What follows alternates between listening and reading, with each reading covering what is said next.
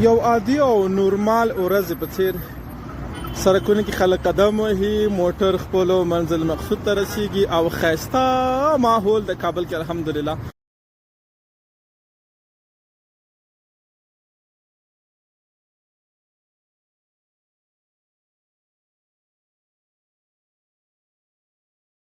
نن د 2018 کال د فبروري میاشتې 28 تاریخ د شنبه ورځ ده.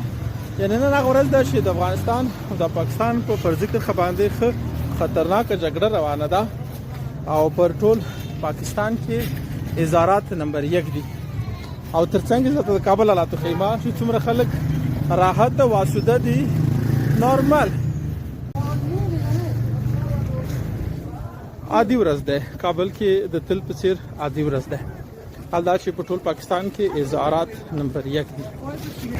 دکانداران خپل دکانداری کوي، خلک خپل سودا کوي، د روزې تیاری روانه ده. امن او امان خیر او خیرت ده.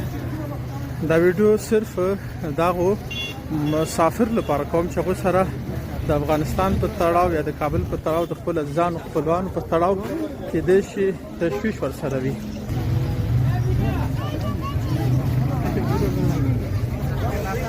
ګوري مست بازار لګیدلی دی د میوه‌جاتو سبزیجاتو، خلک لګیا دي خرید و فروش کوي. هیڅ نه څوک نه چا په تندي کې ډار شته، نه چا سره خوف شته، نه چا سره ویره شته، نه چا سره ډار شته.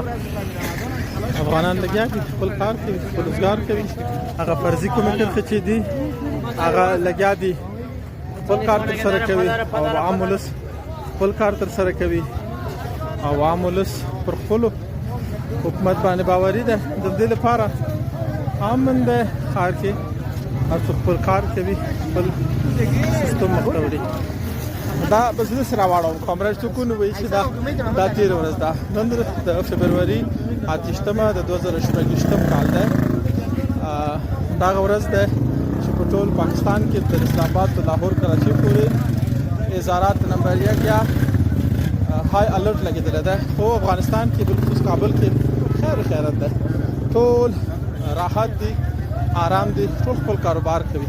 دا ویډیو خاصتا خپل مسافرو وطندارانو ته یا مسافرو افغانانو ته مې جوړه کړه چې هغوی سره تشویش نه چې ګویا کابل کې سره کم ورځ ده او سره کم ورځ نه ده. تاسو راحت اوسئ. کابل کې امن او امان ده، خیر او خیرت ده انشاءالله لازم. ګورې نیمه لمونځونه کوي، سودا خرڅوي، هیڅ مشکل نشته. هیڅ نادم اډا دا هم زموږ بولاني خرڅونکي، دا هم د کابل ښایسته کورت، دا هم ښایسته خرما، دا هم زموږ افغانان. راحت خلک خپل غریبي کوي، خلک خپل روزګار مخ ته وړي. دا هم د چا په سترګو کې به خوف نه ګورې، د چا په سترګو کې به ډار نه ګورې. عجیبه دا ده چې دلته ځینې افراد او اشخاص یو بل ته مبارکي هم ورکوله، د ځینو لاسته راوړنو د چورلکو د غورځېدلو مبارکي ورکوله او ویل چې مبارک مشه مبارک مشه. هېڅ طرف ته هم نه ښکاري چې پر دغه کرښه باندې جګړه روانه وي یا فرضي کرښه کې لانجه روانه وي.